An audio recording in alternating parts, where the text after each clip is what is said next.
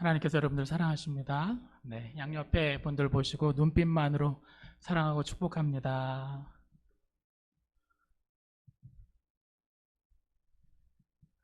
영상 보신 대로 제가 3월 말에 4월 말에 제가 4월 26일 영상이거든요.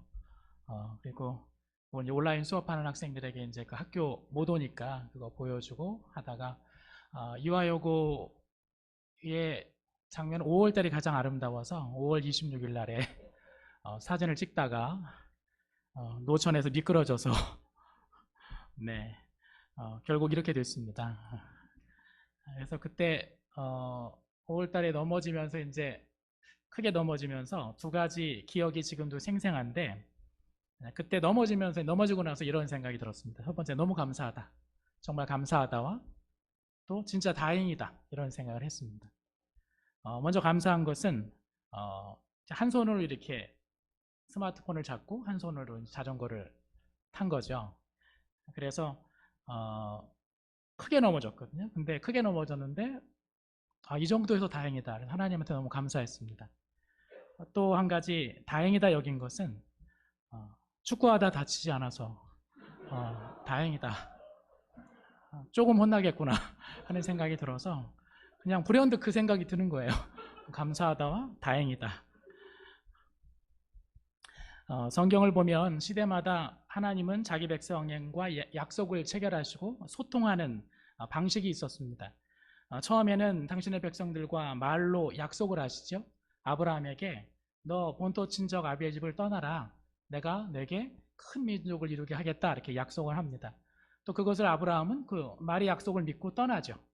떠납니다. 근데 말이라는 게 시간이 흐르면 희미해지고 의심을 하게 됩니다. 그리고 확신이 사라지게 되죠. 그래서 하나님께서는 두 번째로 이스라엘 백성에게 돌판에다가 계명을 새겨주십니다. 모세를 부르시잖아요. 호렙산에 부르셔서 이것을 네가 지키면 내가 너희와 함께 이렇게 하리라 약속을 해주십니다. 그런데 그 돌판도 지니고 다니기엔 너무 무겁고 없어질 수 있었습니다. 또 누군가 그 내용을 말해주지 않으면 알 수가 없고 또 돌판에 담겨진 원래 의도와 그런 기억들이 왜곡되기도 했습니다. 그래서 하나님은 또다시 선지자를 통해서 말씀하십니다. 돌이 아니라 너의 마음에 새겨라. 옷을 찢지 말고 마음을 찢어라. 마음판에 그 말씀을 약속을 새기라고 말하죠. 그런데 마음 또한 어떨까요? 예레미야서 17장 9절에 보면 만물보다 거짓되고 심히 부패한 것이 마음이라. 누가 능히 이를 알리요 이렇게 나옵니다. 믿지 못할 것이 마음이랍니다. 지금도 몸은 여기 있지만 마음은 딴 데가 있을 수 있잖아요. 그러니까 마음에 새겼다 할지라도 그게 영원히 오래갈 수 없다라고 하는 이야기입니다. 말의 약속은 쉽게 잊혀지고 돌판에 새겨진 계명은 지니고 다니기에 무겁고 우리 마음은 온전히 믿을 수가 없습니다. 그래서 하나님은 당신의 약속의 말씀과 계명을 간직할 수 있는 또 다른 방법을 만들어내셨습니다. 바로 몸에 새기는 것입니다. 내가 살아있는 한 잊을 수 없는 몸판에 새기는 겁니다. 하나님의 구원의 약속이 말로 전달되지 못하고 돌판의 계명으로도 선지자의 외침으로도 전달되지 못해서 결국 하나님께서는 직접 인간의 몸을 입고 이 땅에 내려오셨습니다. 십자가에 달려 죽으시고 부활하시면서 구원을 완성하신 거죠. 우리에 대한 자기의 사랑을 몸으로 확증하여 보여주신 겁니다. 그리고 우리에게도 그 예수의 흔적을 지니라고 말씀하십니다. 내 몸에 새겨진 것은 잊지 못하는 법입니다. 몸에 남겨진 흔적과 상처들이 그것이 좋은 것이든 나쁜 것이든 그것을 우리는 기억을 되살리게 합니다. 특정한 날이 되면 시큰거리죠. 그래서 기억할 수밖에 없게 됩니다. 지금도 유대인들이 자녀를 교육할 때 특별한 방법을 쓰는데 그게 뭐냐 하면 유월절을 교육함에 있어서 뭔지 아시죠? 유월절을 교육함에 있어서 몸의 기억을 통해서 전수해 옵니다. 누룩을 넣지 않은, 이스트 넣지 않은 딱딱한 빵과 쓴나물을 먹는 거예요. 유월절기가 되면. 그리고 좋은 아파트나 좋은 집을 냅두고 집 밖에 나가서 허름한 텐트를 치고 거기서 잠을 잡니다. 그럼 당연히 영문을 모르는 아이들은 물어보죠. 왜 갑자기 이걸 먹냐? 왜 여기서 잠을 자냐? 그러면 아빠가 그 텐트 안에서 유월절에 대한 이야기를 해줍니다. 이게 이래서 우리가 이걸 먹는 거야. 옛날에 하나님이 우리를 이렇게 인도하셨어. 아이들은 자연스럽게 몸으로 이제 그 전통을 익히죠. 아, 이래서 우리가 이렇게 됐구나. 우리의 뿌리가 어디서부터 비롯됐구나를 그래서 알게 된다라고 하는 겁니다. 우리가 하는 성만찬도 마찬가지입니다. 매주마다 하는 성만찬, 그 옛날에 예수님께서 하셨던 그것들을 우리가 몸으로, 일상적인 것처럼 보이지만 몸으로 우리가 그것을 기억해내고 그걸 지금 현실로 살아가게 되는 겁니다. 그런데 그런 몸의 기억마저도 그때뿐일 때가 많습니다. 상처가 아물고 몸의 고통이 사라지면 또 잊어버립니다. 광야를 헤매던 시브리인들이 그랬던 것처럼 솔직히 제가 그랬습니다. 성경을 읽으며 저 백성 왜 저러지? 했는데 결국은 제가 그와 같았다는 겁니다. 이 시간 성경 말씀과 주인 잘못 만나 가엾은 제 몸을 예화로 들어서 깨달은 은혜를 나누려고 합니다. 칭찬은 고래도 춤추게 한다라는 말씀 들어보셨죠? 네, 이거 삶에 있어서 칭찬과 격려의 중요성을 말하는 겁니다. 그러나 삶에 있어서 겪게 되는 거절, 다시 말하면 안 돼, no 이라고 하는 이런 거절 또한 큰 교육적인 역할을 합니다. 어떻게 교육적인 역할을 할까요? 생각하게 하죠. 칭찬받고 수용받을 때는 결코 생각하지 않았던 것을 거절 앞에서 생각을 하게 됩니다. 왜 안 되지? 무엇 때문에 그렇지? 전도서 7장 14절에 좋은 때에는 기뻐하고 어려운 때에는 생각해라. 하나님은 좋은 때도 있게 하시고 나쁜 때도 있게 하신다. 그러기에 사람은 제 앞일을 알지 못한다. 좋은 때는 기뻐하고 어려울 때는 생각해라. 어찌 보면 인생에 있어서 거절을 겪었을 때 그건 우리에게 생각하라고 하는 그런 시간이라는 거죠. 어찌 보면 저 자신도 지금 그런 거죠. 인생의 거절 앞에서 또 생각하게 되는데 너무 거절이 많아서 문제죠. 다친 사람도 아프지만 그거를 또 바라보는 사람도 너무 힘들죠. 제가 아파서 도리어 주가가 올라가는 거는 제 아내입니다.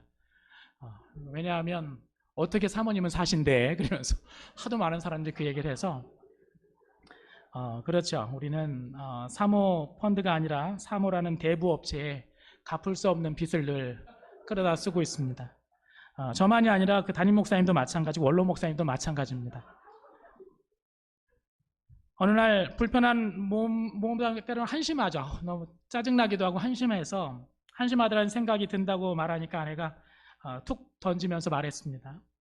하나님이 왜 그러셨을까? 라고 이렇게 툭 말을 했는데 제가 거기에 대해서 말했습니다. 아니, 하나님이 일부러 다치게 했다라고 생각하지는 않아. 내가 부주의했던 거지. 그날이 또 다른 날 3월, 4월도 했지만 그날은 화창한 날이어서 해가 뜬 날이었고 마치 5월 26일 날은 습기가 많았던 날이었거든요. 다른 때와 똑같이 내려왔는데 미끄러진 거였으니까 내가 부주의했던 거고 또 한 가지는 이제 나이 50인데 한 손으로 이러고 있으니 당연히 그럴 수도 있겠지라는 생각이 들었습니다. 대신 하나님이 하신 게 왜 그랬을까가 아니라 대신 이 일을 통해서 내가 깨달아야 할 것은 있는 것 같다라는 이야기를 했습니다. 이 일을 통해서 하나님이 나에게 무엇을 생각하게 하시는지 그리고 어떻게 했으면 좋을지 말이야. 이화여고 성도님들이 이미 묵상하셨을 매일 성경 7월 4일입니다.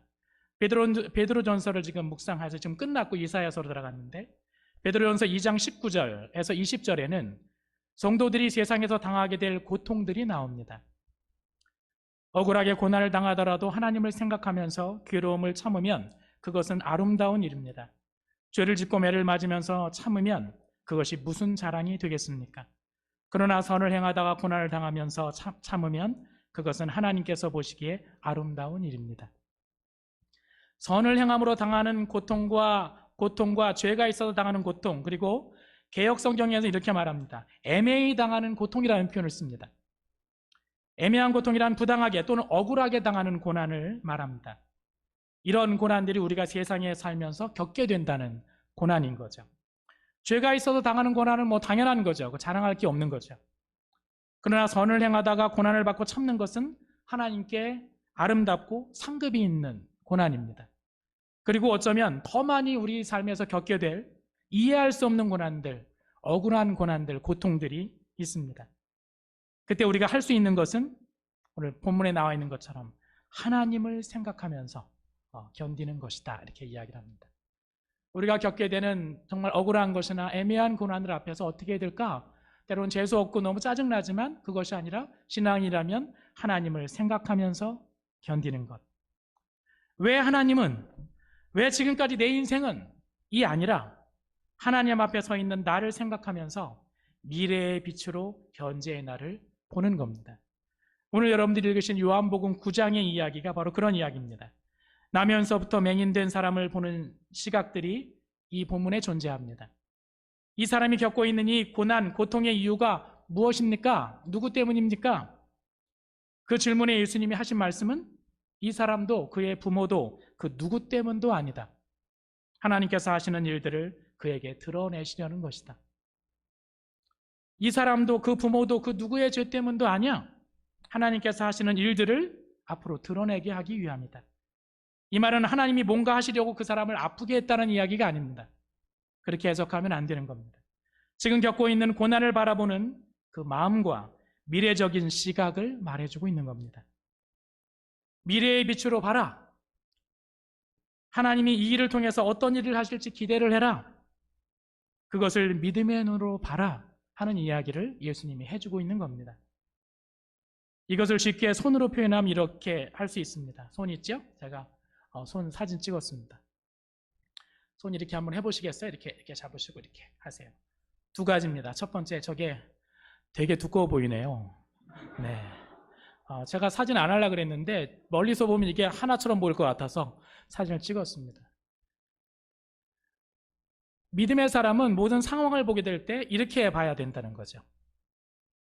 하나님은 이 상황을 통해서 나에게, 이 세 가지 손가락이죠. 나에게 무엇을 어떻게 하라고 말씀하시는가. 이렇게 바라보는 데는 상황과 하나님과 내가 다 포함되어 있는 겁니다. 이게 믿음의 시각인 거죠. 반면에 다른 손이 있습니다. 어떤 손일까요? 네, 두 번째 이렇게 하는 손입니다. 세상을 바라볼 때 저 상황은 누구 때문인 겁니다. 사회 탓일 수도 있고 부모님 탓일 수도 있고 아니면 그 과거의 누구 때문일 수도 있고 여기에는 아까 봤던 나를 향한 하나님의 말씀이나 그런 것은 없습니다.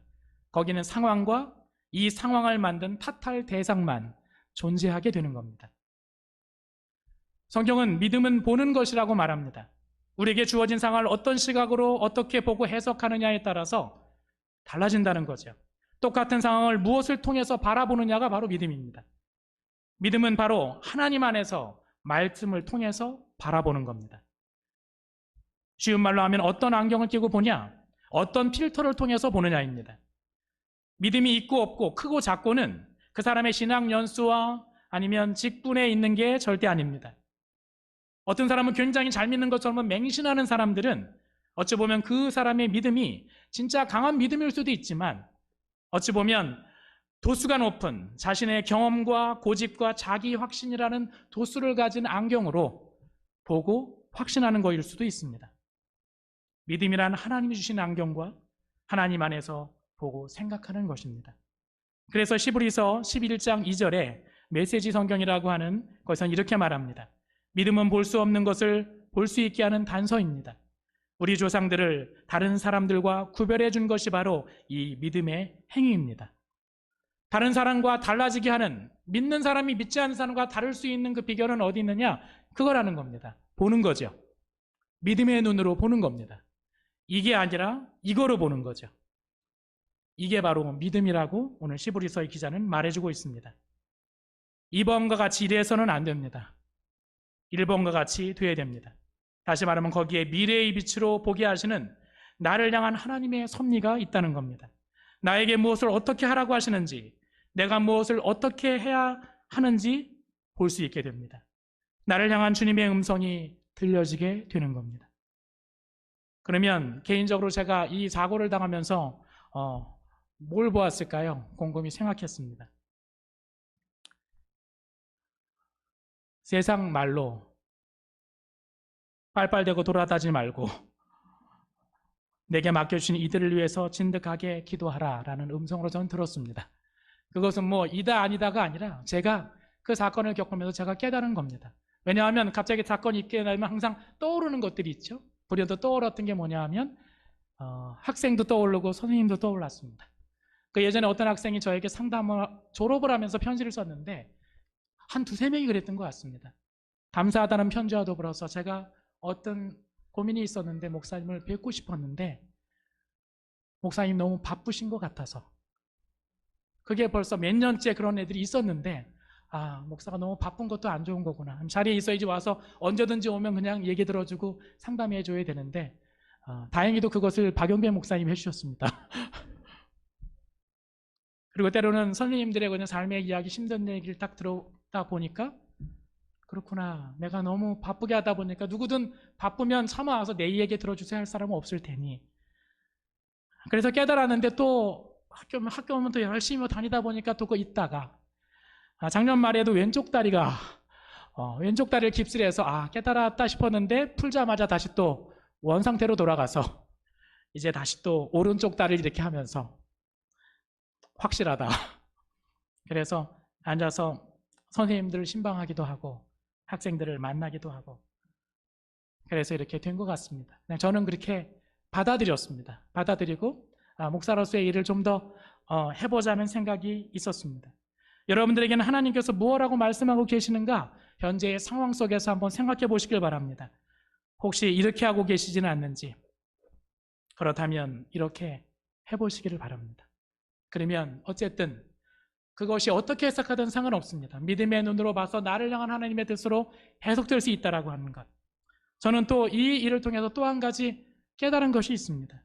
뭐냐 하면 하나님이 주신 일상의 삶을 누리면서 살아야겠다는 생각을 했습니다. 이렇게 아프다 보니 어쨌든 거의 거동이 불편하다 보더니 피해는 학교 선생님들도 피해를 보죠. 왜냐하면 제가 맡을 부분을 다른 목사님들이 해야 되고, 또 집에서는 가야 될 것 뭐 할 데도 없지만 그런 것들을 담당했습니다. 아침 저녁으로 저를 태워와야 했고 그런 일을 겪으면서, 근데 한 가지 좀 다른 것을 알게 되었습니다. 뭐냐 하면 처음에 예전에 제가 초창기 때 많이 아플 때는 그것 때문에 가슴 아파하고 속상해하고 아무것도 못하고 항상 옆에 있었던 아내가 이제 태워오고 태워가는 거 외에는 자기의 생활을 영유하고 있었다라고 하는 걸 보게 됐습니다.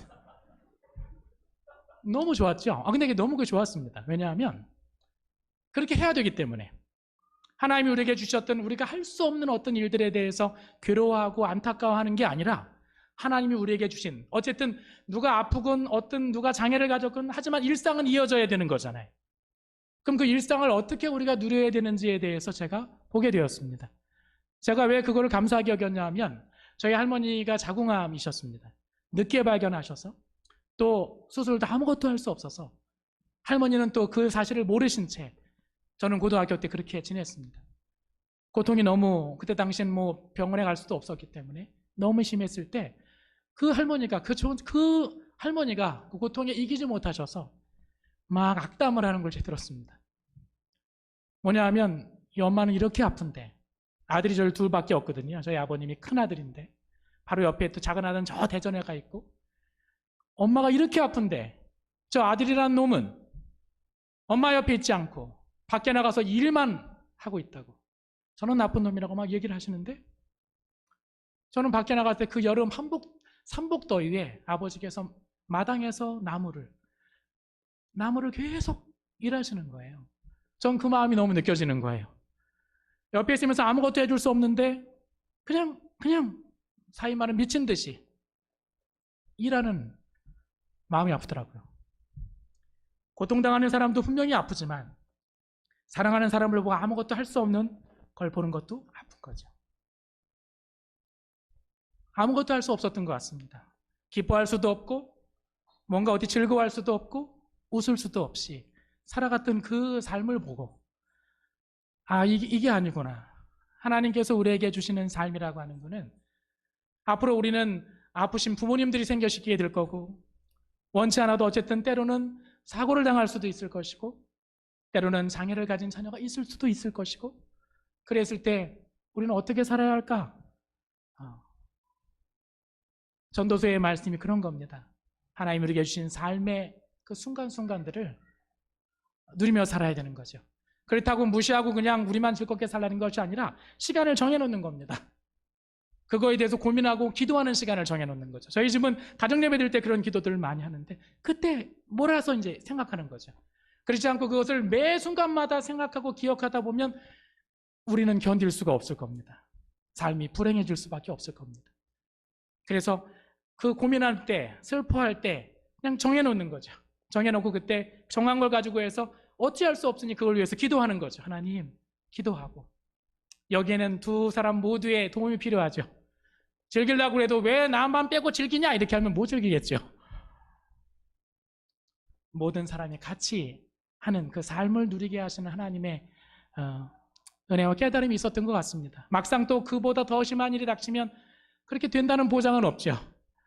왜냐하면 그게 보여지고 힘들기 때문에. 하지만 그 속에서도 우리가 누릴 수 있는, 하나님이 우리에게 주신 삶을 누릴 수 있는 그런 지혜와 마음들이, 나를 향하신 하나님의 마음들을 보면서 그렇게 살았으면 어떨까 하는 생각이 들었습니다. 오늘 다른 거 다 있으셔도 이거만 꼭 기억하시기 바랍니다. 삶을 보면서 혹시라도 내가 계속 이러고 있다면 어렵지 않습니다. 이것만 살짝만 드시면 됩니다. 그러면 하나님께서 저걸 통하여서 나에게 뭐라고 말씀하실까? 때로는 하나님이 나를 이곳에 보내신 이유가 뭘까? 이와 겸 이와 기회, 이와 요금 이와 요구에 하나님이 나에게 여길 보내시면서 무엇을 원하실까? 그걸 생각하신다면 그것이 우리의 믿음이 아닐까 하는 생각이 들어서 이 말씀 전했습니다. 함께 기도하겠습니다. 오늘 말씀 생각하시면서 하나님이 아시고 여러분들이 잘 아시는 여러분들의 삶에 겪고 있는 모든 상황들 속에서 하나님이 나에게 무엇을 생각하게 하시는지, 어떻게 하라고 하시는지 생각해 보시길 바랍니다. 그리고 더 나아가서 하나님, 제가 무엇을 해야 할까요? 이 상황에서 어떻게 해야 할까요? 고백하시면서 주의 음성을 구하시는 저와 여러분 되시기를 간절히 바랍니다. 다 같이 기도하겠습니다.